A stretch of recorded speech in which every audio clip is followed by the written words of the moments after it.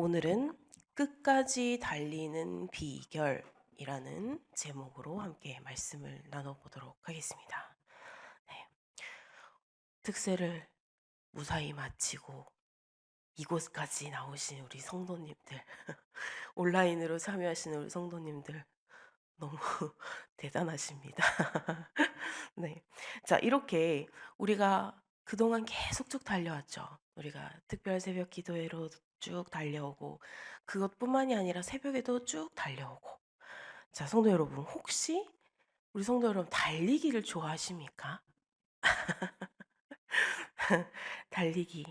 아니, 솔직히 말해서 마라톤이라는 말을 들으면 어떤 기분이 드십니까? 그쵸. 힘들다. "아이고 나는 달리는 거랑은 거리가 멀어요." 그럴 수 있겠죠. 네. 사실 저도 뛰는 건 그닥 좋아하지 않습니다. 숨이 차고 땀이 나고 그리고 다리가 후들거리는 마라톤을 뛰면 그렇죠. 그 고통을 왜 스스로 찾아야 할까요?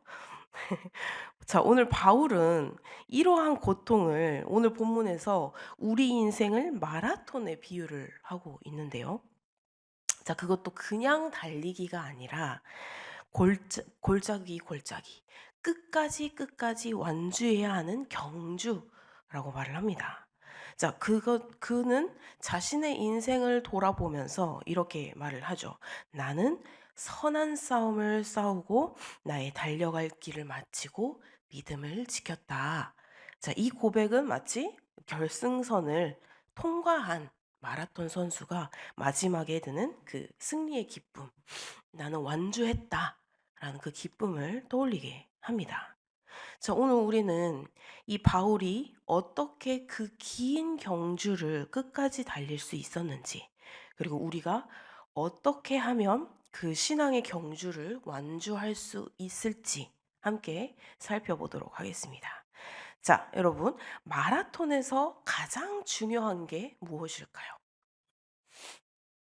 마라톤 대회가 있으면 거기에서 가장 중요한 것, 빠르게 달리는 것,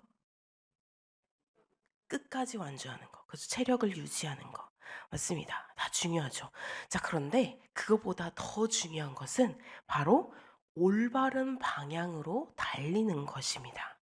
아무리 빨리 달리고 아무리 자신의 페이스에 맞춰서 달리더라도 길을 잘못 들면 아무런 소용이 없겠죠. 자, 신앙의 경주도 마찬가지인데요. 바울은 디모데에게 1절과 2절에 이렇게 말을 하고 있습니다. 함께 읽어보겠습니다. 시작. 하나님 앞과 그리스도 예수 앞에서 그의 나타나심과 그의 나라를 두고 너는 말씀을 전파하라. 네, 그 뒤로 이제 쭉 이어지죠. 네. 바울은 디모데에게 신앙의 경주를 출발점과 목표를 분명히 알려주고 있습니다. 자, 그것은 바로 하나님 앞에서 달리는 삶입니다. 자, 우리의 인생의 주인은 누구일까요? 우리의 인생의 주인은 누구십니까? 그렇죠. 우리는 너무나 잘 알고 있는데 우리의 인생의 주인은 바로 하나님이십니다. 그런데 우리는 종종 다른 사람들의 시선을 의식하며 살 때가 많이 있습니다. 사람들이 나를 어떻게 볼까? 내가 이 일을 잘하면 칭찬해 주지 않을까? 칭찬받지 않을까? 이런 생각으로 우리의 방향이 가끔은 흔들릴 때가 있습니다. 그러나 우리의 경주는 하나님 앞에서 이루어지는 것이라는 겁니다. 다른 사람의 평가가 아니라 바로 하나님께서 우리를 어떻게 보시는지가 중요하다는 것이죠. 그래서 바울은 이렇게 강조를 하고 있습니다. 2절입니다. 시작.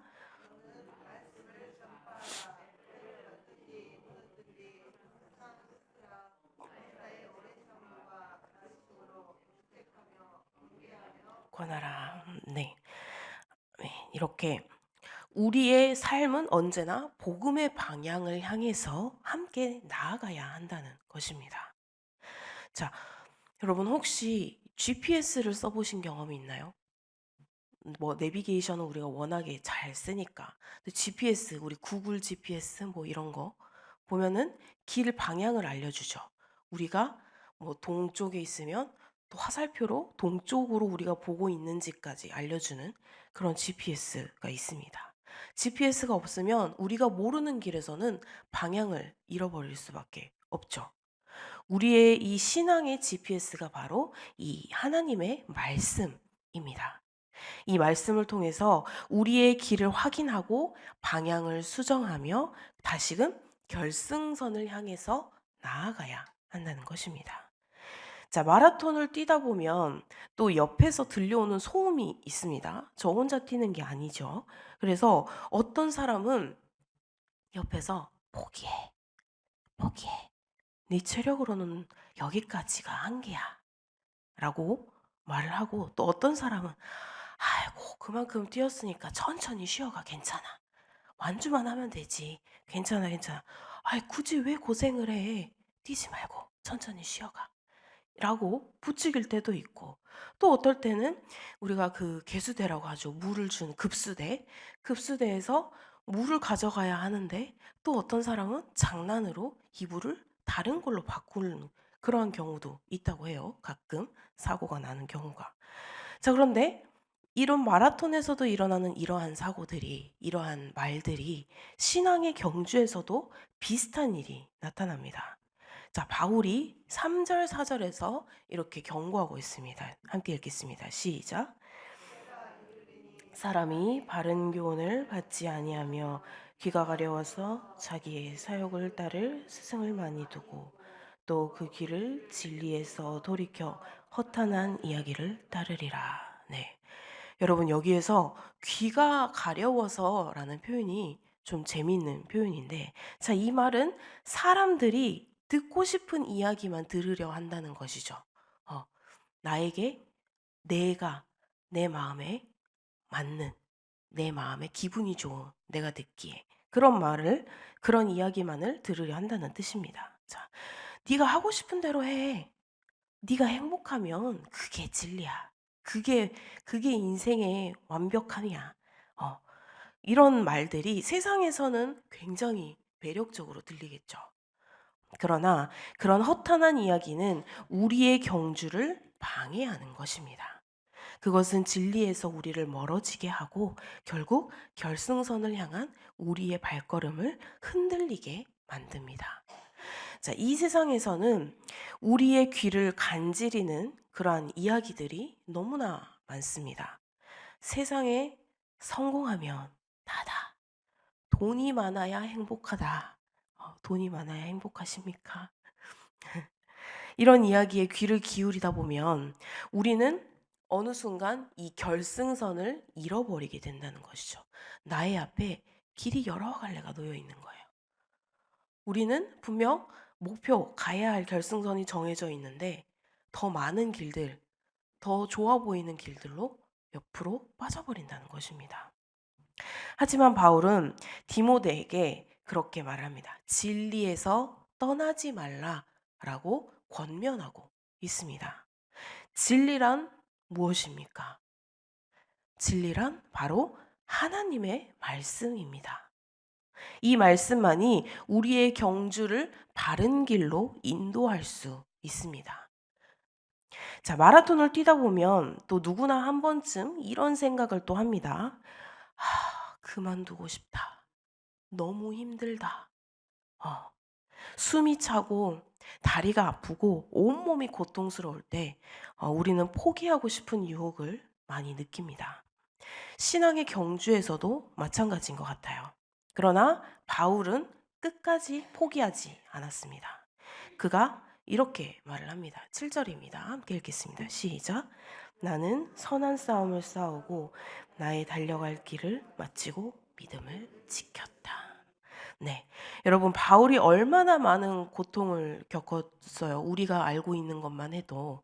자, 그런데 그는 이렇게 감옥에 갇히고 매를 맞고 배신을 당하고 또는 목숨까지 위협을 받는 그런 상황이었습니다. 그리고 결국 죽음까지 이르렀죠.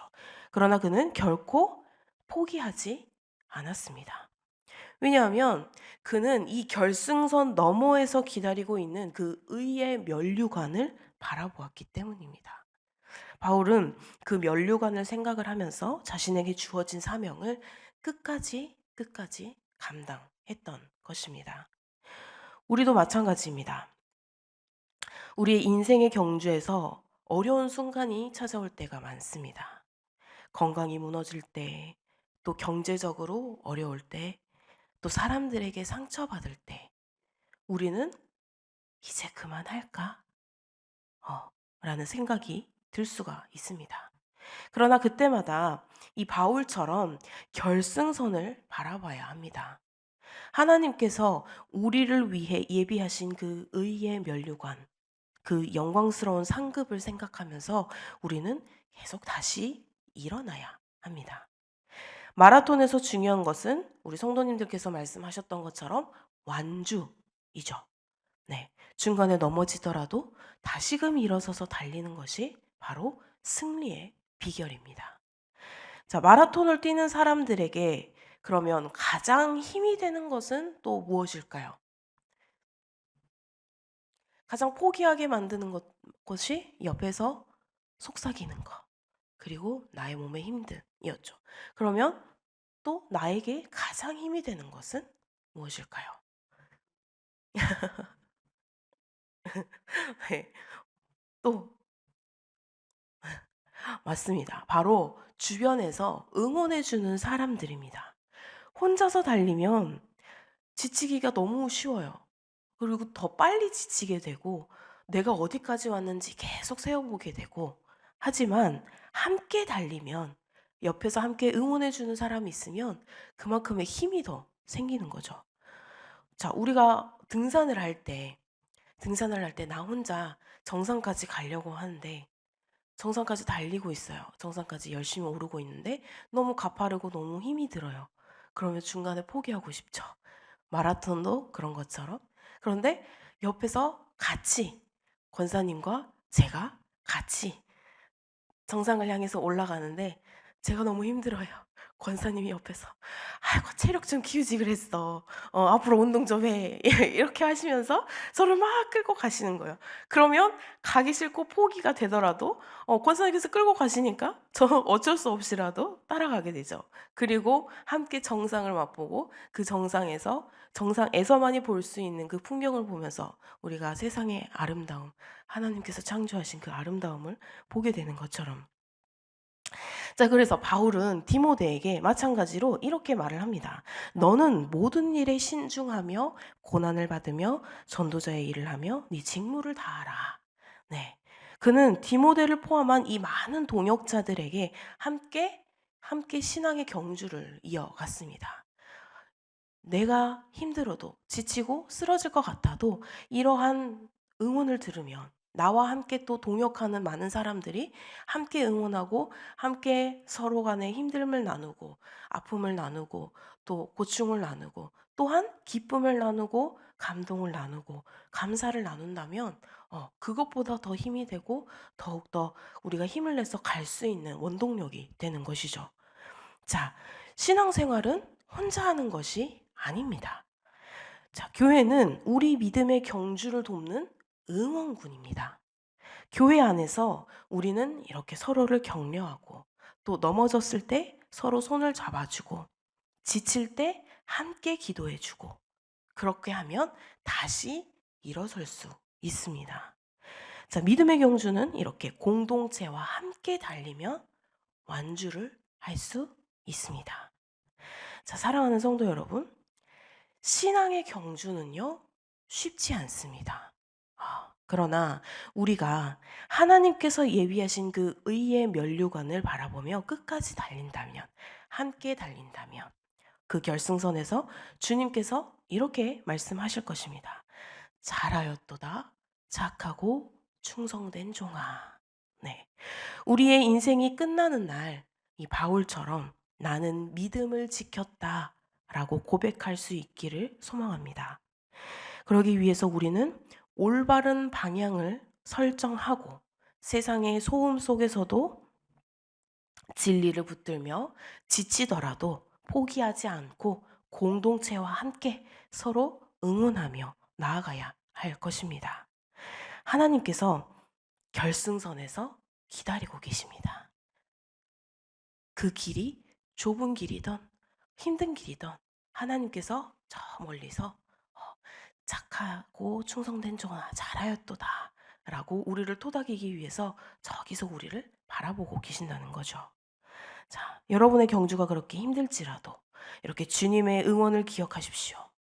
끝까지 달리는 자에게 의의 면류관이 기다리고 있다라는 건 약속을 붙들면서 오늘도 힘차게 발걸음을 내딛는 그런 우리가 되기를 소망합니다. 자, 그래서 이 바울의 고백은 우리 모두에게 도전과 격려를 줍니다. 그는 이 자신의 경주를 마치면서 하나님께서 예비하신 이 의의 면류관을 확신했습니다. 우리도 이 경주를 완주하기 위해서 오늘의 말씀, 또 내일의 말씀, 하나님께서 주시는 이 진리의 말씀들을 마음에 새기고 계속해서 나아가시길 소망합니다. 달릴 방향을 분명히 하고 이렇게 세상 소음 속에서도 진리의 소리에 귀를 기울이며 끝까지 포기하지 않고 공동체와 함께 나아갈 때 하나님께서 이렇게 잘하였도다. 충성된 종아, 칭찬하실 날을 기대하면서 이 믿음의 경주를 끝까지 달리는, 포기하지 않는, 서로를 응원해주고 서로의 손을 잡아주고 서로를 기도해주는 그런 귀한 하나님의 공동체가 되기를 간절히 주님의 이름으로 소망합니다. 기도하시겠습니다. 사랑의 하나님, 우리의 신앙의 경주가 결승선을 향해 달리게 하옵소서. 세상의 유혹과 소음 속에서도 진리를 붙들게 하시고 포기하지 않고 끝까지 믿음을 지키게 하여 주시옵소서. 의의 면류관을 바라보며 주님 앞에서 승리의 고백을 드릴 수 있도록 우리의 삶을 인도하여 주시옵소서. 주님, 오늘 하루도 주님께 모든 것을 맡겨드리오니 주님, 우리의 이 경주가 정말 하나님께 나아가는, 정말 하나님을 목표로 삼고 아버지 그 앞에 진실로 서로 간에 응원하며 나아가는 그런 오늘 하루가 될 수 있기를 주님, 오늘 우리의 하루도 인도하여 주시옵소서. 감사드리며 예수님의 이름으로 기도드립니다. 아멘.